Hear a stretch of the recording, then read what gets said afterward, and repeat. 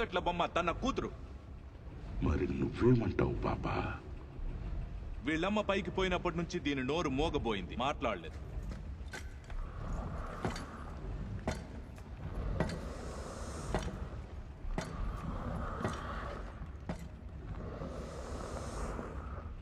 ఈయన మీ నాన్న తల్లి కాదు.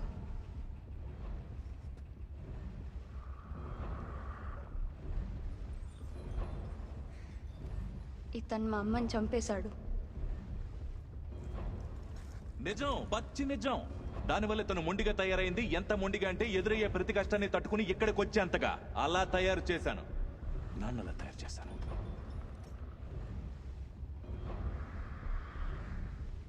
నేను మీ నీటి సరఫరా పెంచుతాను, కానీ 3వ వంతు మాత్రమే. నేను మీ ఆహారాన్ని 4వ వంతు పెంచుతాను. బంగాళదుంపలు మాత్రమే